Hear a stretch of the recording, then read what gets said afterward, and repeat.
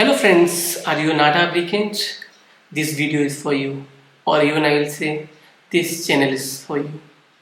Welcome to the Right Brain Family, जहाँ पर हम आर्किटेक्चर और कंस्ट्रक्शन से रिलेटेड जितने भी एग्ज़ाम्स होते हैं या फिर बहुत सारी आर्किटेक्चर से रिलेटेड बातें करते हैं।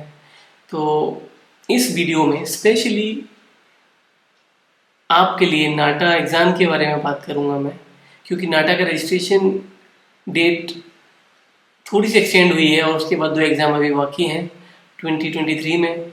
And on behalf of architecture fraternity मैं योगेंद्र आपका तहे दिल से आर्किटेक्चर प्रोफेशन में अभिनंदन करता हूँ। तो दोस्तों, ये है नाटा का ब्रोशर, नाटा 2023 का ब्रोशर। इसमें हम देखेंगे council of architecture is an autonomous statutory body of Ministry of Education of Government of India, जो कि आर्किटेक्ट्स एक्ट 1972 के अंडर बनी हुई है। तो यही आर्किटेक्चर के प्रोफेशन को पूरा गवर्न करती है इन इंडिया। इसी के अंडर में नाटक एग्ज़ाम होता है। तो आप स्टार्टिंग की लाइन समझ लीजिएगा, क्योंकि कभी कभी इनमें से भी क्वेश्चन आ सकता है। क्वेश्चन कहाँ से आता है, किस तरह से आता है, वो भी हम बातें करेंगे, लेकिन हम ब्रोशर्स को ही अच्छे से पढ़ेंगे क्योंकि यहाँ से ही हमारी स्टार्टिंग अच्छे से होने वाली है। The architects act 1972, this act was enacted by the parliament of India and came into effect with effect from 1 September 1972. The act provides for registration of architects, standards of education and recognized qualification and standards of professional conduct and etiquette to be complied with by the architects. इसी के under में सारा कुछ architecture का profession govern होता है, चाहे वो एजुकेशन से रिलेटेड हो, रजिस्ट्रेशन या उसके बाद की जो भी प्रोसेस होती है। Any person desirous of carrying on the profession as architect must have registration with the Council of Architecture. Architecture profession में जैसे आपने देखा होगा, लॉयर्स के लिए अलग registration, bar council of India का रजिस्ट्रेशन होता है, डॉक्टर्स के लिए अलग से रजिस्ट्रेशन होता है, उनको एक लाइसेंस मिलता है प्रैक्टिस करने का। उसी तरह से आर्किटेक्चर में काउंसिल ऑफ आर्किटेक्चर के द्वारा एक लाइसेंस दिया जाता है जो कि आपको एंटाइटल करता है आर्किटेक्चर प्रोफेशन में काम करने के लिए। The registration with the council of architecture as an architect entitled a person to use the title and style of architect. इसके बाद ही आप अपने नाम के सामने आर्किटेक्ट वर्ड लगा सकते हैं। The practice of profession of an architect is regulated under the architects professional conduct regulation 1989। Currently there are about 465 institutions all over India imparting architectural education in India, leading to the recognized qualification. The standard of education being imparted in these institutions इसमें school of planning and architecture, IIT, NIT and बहुत सारे government and private colleges हैं जो कि आपको architecture की degree देते हैं और उसके बाद काउंसिल ऑफ आर्किटेक्चर में रजिस्टर करने के लिए आपको एलिजिबल बनाते हैं। तो जल्दी से देखते हैं अब नाटा कहाँ से स्टार्ट हुआ। पहले आर्किटेक्चर कॉलेजेस बहुत कम थे और वहाँ पर उनके स्टेट एग्ज़ाम या उनके खुद के एग्ज़ाम्स होते थे जिनके थ्रू AIEEE के थ्रू और स्टेट एंट्रेंस एग्ज़ाम के थ्रू आर्किटेक्चर में एडमिशन होता था। आर्किटेक्चर एजुकेशन को गवर्न करने के लिए काउंसिल ऑफ आर्किटेक्चर ने नाटा का एग्ज़ाम स्टार्ट किया। ये 2006 में स्टार्ट किया था। National aptitude test in architecture NATA is being conducted by council of architecture since 2006। उसके बाद से नाटा का एग्ज़ाम एक बेसिक क्राइटेरिया हो गया आर्किटेक्चर कॉलेज में एडमिशन के लिए। The actual admission shall be carried out only by the concern competent authorities of the respective state institution based on the valid NATA score. NATA एक score आपको provide करता है जो कि गारंटी नहीं देता है कि आपको आर्किटेक्चर कॉलेज में एडमिशन मिलेगा, लेकिन आपको एलिजिबल कर देता है कि आपको आर्किटेक्चर में एडमिशन मिल जाएगा depending on the merit of that particular institute. तो यहाँ पर NATA 2023 will be conducted as a comprehensive computer based test, aptitude test. COVID से पहले कंप्यूटर बेस्ड टेस्ट भी होता था और एक मल्टीपल चॉइस क्वेश्चन पेपर भी होता था, लेकिन उस कोविड के बाद में नाटा कॉम्प्रिहेंसिव कंप्यूटर बेस्ड टेस्ट लेता है और जो कि उसके आइडेंटिफाई सिटीज़ में बहुत सारे सेंटर्स होते हैं, उनमें आप एग्ज़ाम दे सकते हैं। अब क्या अलग है नाटा में? Unlike any other entrance examination, NATA is an aptitude test that assesses a candidate's innate ability through a variety of testing formats and cannot be taught and learned or induced. ये एक छोटी सी बात है जो कि आपको बहुत अच्छे से समझ लेनी है कि आपके अंदर वो इस तरह की एबिलिटी चेक करता है जो कि आपको आर्किटेक्चर प्रोफेशन में काम आने वाली है. इसके बाद देखते हैं शेड्यूल ऑफ एग्जामिनेशन. इस साल 2023 में एग्ज़ाम कब कब होगा. तो मैंने बताया था कि एक 21 अप्रैल को एग्ज़ाम होगा, एक 28 मई को होगा, एक 9 जुलाई को होगा. सारे 125 क्वेश्चंस आएंगे और 200 मार्क्स के आपके एग्ज़ाम होंगे और 70 मार्क्स उसका क्वालिफाइंग लेवल है. 70 मार्क्स अगर आप लाएंगे तो आप नाटा क्वालिफाई आपने किया है, लेकिन आपको मार्क्स मैक्सिमाइज़ करने हैं क्योंकि अच्छी इंस्टीट्यूशंस में आपको एडमिशन लेना है तो वहाँ मेरिट हाई जाती है और नाटा की मेरिट के बेसिस पे वहाँ एडमिशन होता है. और इसके बाद ये कुछ सिलेबस का आउटलाइन है एप्टीट्यूड टेस्ट का. इसमें आप देखेंगे कि नाटा का जो एग्ज़ाम होता है, द एप्टीट्यूड टेस्ट ऑफ नाटा में comprise question of multiple choice type, multiple select type answers, बहुत सारे आंसर्स आपको सेलेक्ट करने हैं, preferential choice type and numerical answer type, NAQ and match the following type.